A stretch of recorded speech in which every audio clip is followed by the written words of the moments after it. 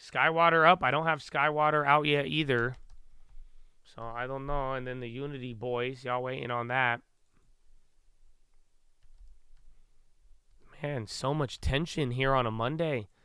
So many post-earnings move. Macy's is tomorrow morning. Workday sees 25 revenue, 7.3 to 7.8. Estimate was 7.7, so they guided down. So I didn't see that part. Workday's guidance a little lower, but they're moving within line. Again, Unity ain't out. Sky Teasy. Oh, Hims? Okay, I think Hims might have came out. There's Trex, Azure. Yeah, I think Hims is out. Hold on. Hims is up 17% right now. Let me pull this up.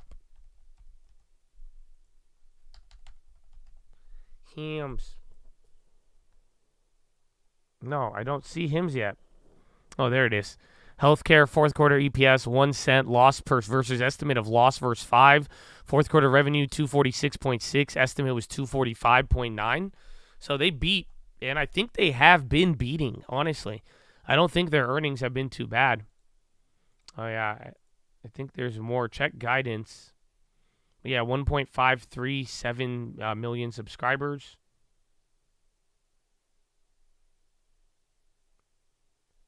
Revenue highlights, financial outlook for the first quarter 24. They expect 267 to 272. Where's Hims? Oh, shit. They raised their guidance up by a lot.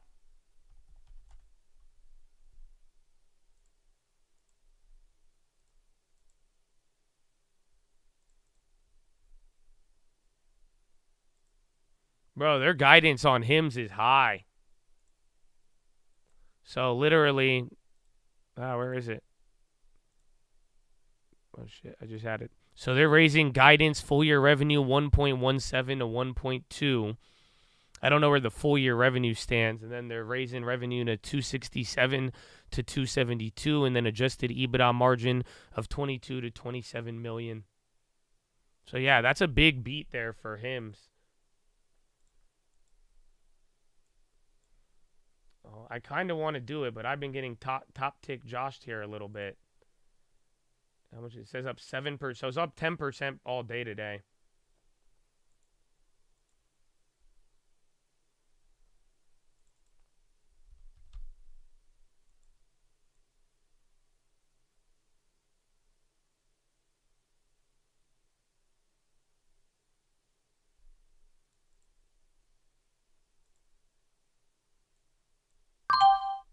I'm doing it. 11.5. I did 500. Oh, 5.9 assholes. I'll do more once it comes down, but I'm going to be risking 20. Oh, Unity. Shit. I went with Hims. Again, last time they beat, they kind of ended up going down, but I kind of actually like to. I think their guidance is really good. We'll see if Top Tick Josh comes out. 500 shares at 11.59. I should have got in at 11.50 flat, but I'm down to throw in more depending on how it moves. Maybe we'll have one to trade tomorrow unless we get out of it quick.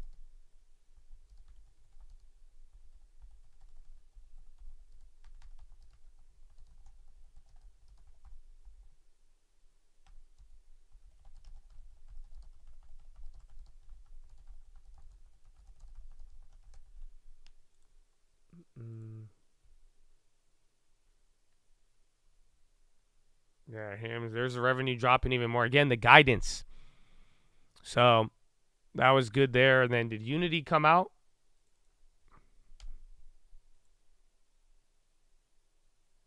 I bought Hims. Dollar Tree stores agreed to enter plea of guilty. Your Honor, we charge more than $1 in some instances. We don't want you offended by this.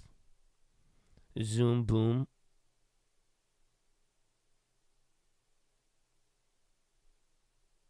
You don't have Unity? They just want to die for no reason? Yeah, I don't have Unity either.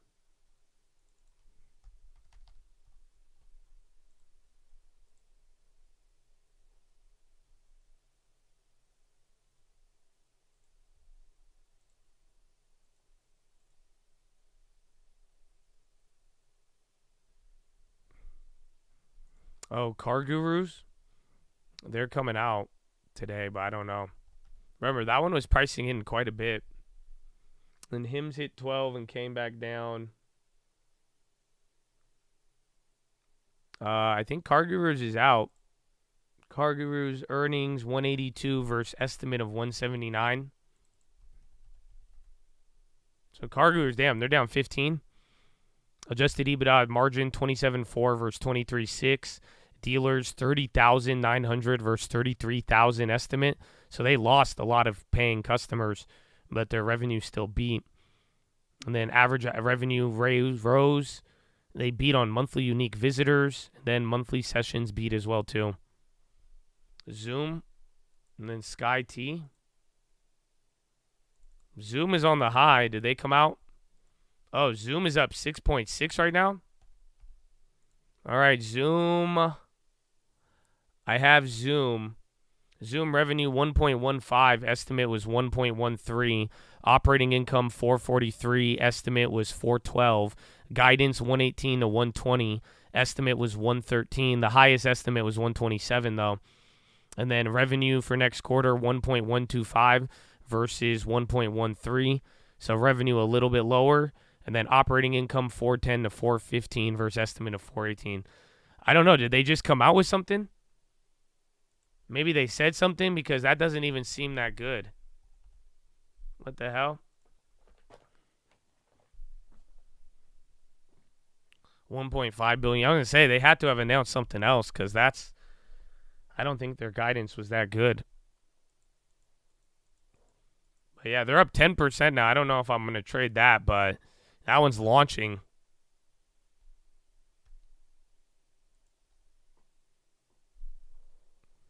Shake Shack unable to meet filing deadline for restated 10K. Why? The fuck, you're too busy making burgers? Why are they even lagging on any filing? I don't think we have Unity out yet. That's the crazy part. But Unity is dying down 10. Is there any news on it? Do we have Unity yet? Paging Unity. Paging Unity. Skywater loss per share 22 cents. I still don't have Unity.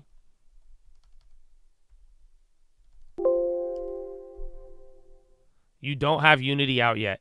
There's no way. All right. Chad, are you feeling bold? Are you feeling bold or not, Chad?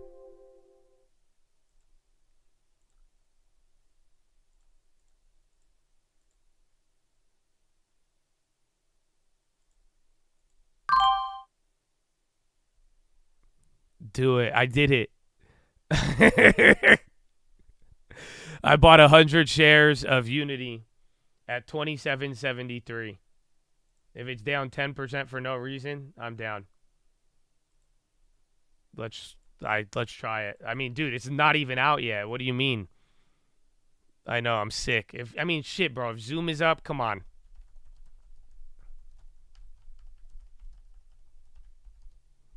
Unity is out. Can you post them? They just released revenue 609 versus 562. Net income 254. Free cash flow 61. Chads are posting that, but I don't know. Someone in the Twitch has posted that. But I don't see it anywhere else. Now Troy says 609 versus 551. Yeah, it's the same numbers. So did they just come out? So sees first quarter strategic portfolio 415 to 420. I feel like this sounds like a beat. Am I tripping? Or is it? Oh no, Q4 is 539.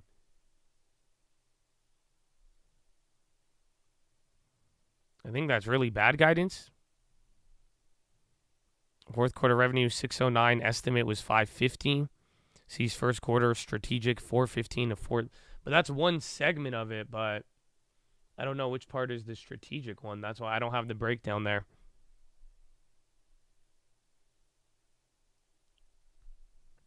Oh yeah, Sky T came out. Troy posted the EPS on. I don't think Sky T, are they even moving?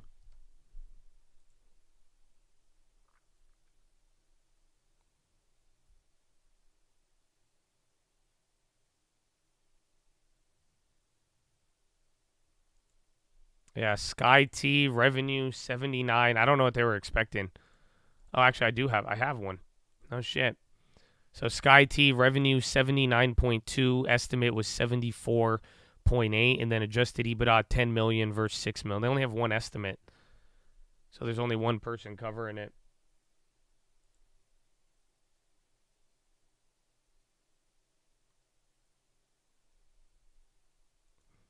Yeah, Unity fourth quarter lost 66 versus 82.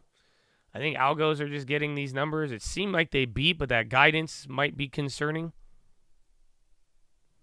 What's this? Unity revenue 609.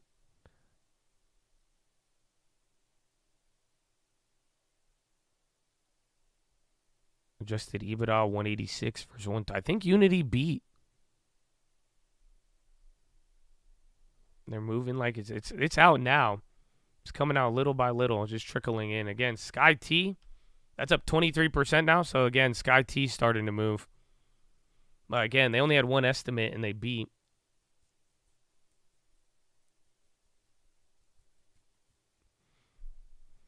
But I don't see like easy numbers out for Unity. I think Unity needs to get digested a little bit more through the wire. Zoom full year guidance 485 to 488, estimate 472.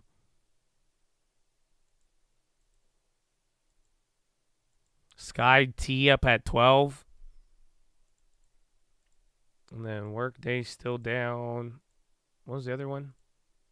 Oh, Hymns. No, we're still up on those two. Not bad. Not bad. All right. I think we're chill for now. I'll probably sell these or hold these until the watch list. We'll see. No live watch list today. Maybe that was fun, though. We had a live watch list trade the other day. So maybe we'll see. We'll see how it works out here, Chad. But I think that's it. Let me give you a uncle. We'll give it some time. Maybe let some more of the algos settle in.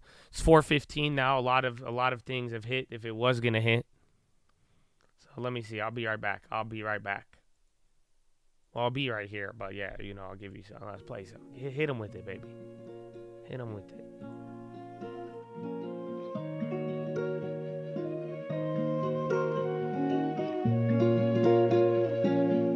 I don't wanna rap that.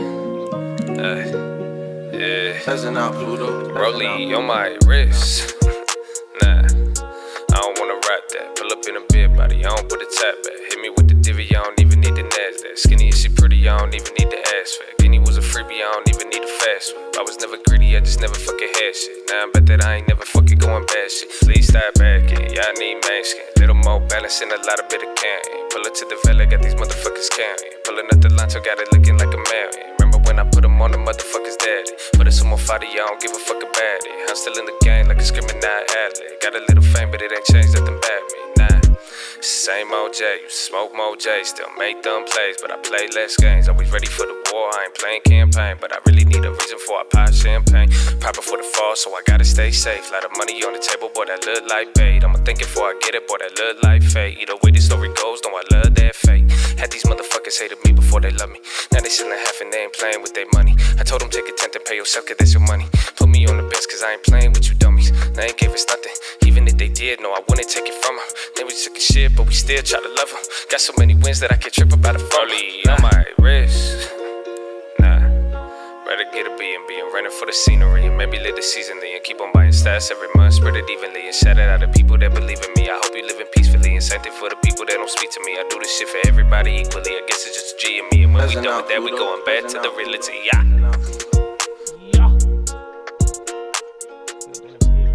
Put the top back.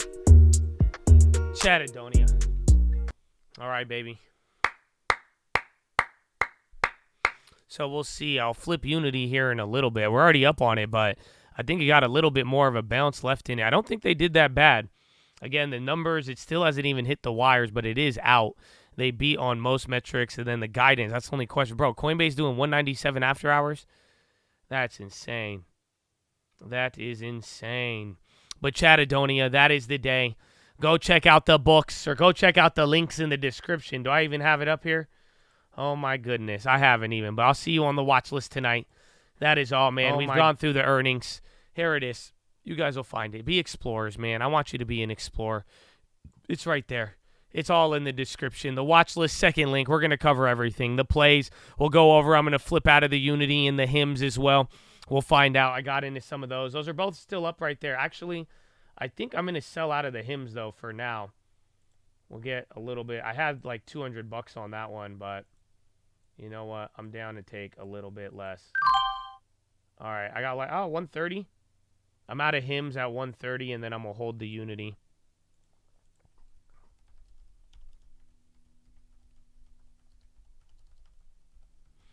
I do like the hymns, though, but I want a better price. I like Unity. I like the bottom tick so far, and the earnings weren't bad. But the guidance, that is the part that seemed a little suspicious.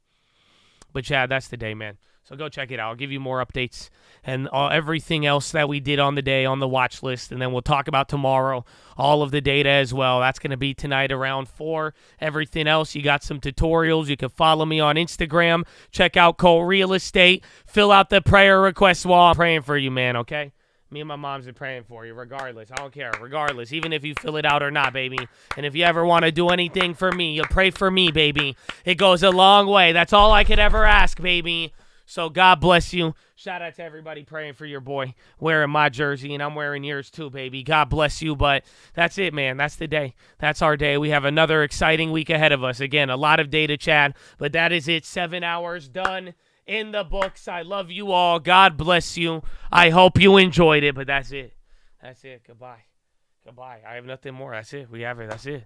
That's it, man. Nothing there, man. You got to know. Do you know why we're here? Why we keep going? Why that faith, hope, and love ain't never going out of style. Why we building more than the lobby and the foundation of knowledge.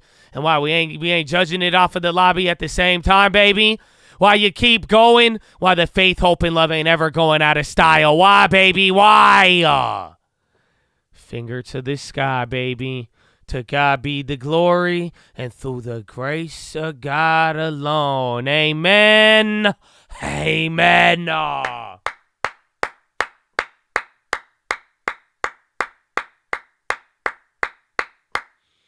Oh, Chattadonia. I'll take it. Have a wonderful evening. God bless you. Enjoy it, and then I'll see you on the watch list, man. Let's see what the rest of these earnings. More earnings in the morning. Still quite a lot, even though the video is over. All right. I'll see you later. All right, peace out. Goodbye. Yeah, what about me, Josh? Hey, come on. We got Super Tuesday coming in next Tuesday, on the Tuesday. It's on Wednesday, Tuesday, Monday, Friday. Anyways. All I know, man, you're stacking with, remember your 401,000 when you're thinking about who to vote for. All right? Anyways, you have a good day. I'll see you, man. I want to see what happened with the rest of the earnings, man. Anyway, bye. Now, Joshua, hold on. Is Skywater Technologies, is it ironic it's half of the name of Skynet? Mm-hmm. And if there's only one analyst and it beat earning, does that mean it's doing better than every analyst expected? Mm-hmm. Exactly. Is it ironic that AT&T is just 2 T's? Why don't you just call it ATT instead of AT&T? Is that why it disconnected, or was that because we got fried because of 5G aliens from the Chinese balloons? Mm-hmm. Or was it Peter Pan just floating around? Exactly. I reclaim my time. Have a wonderful evening. Goodbye. Exactly. Goodbye.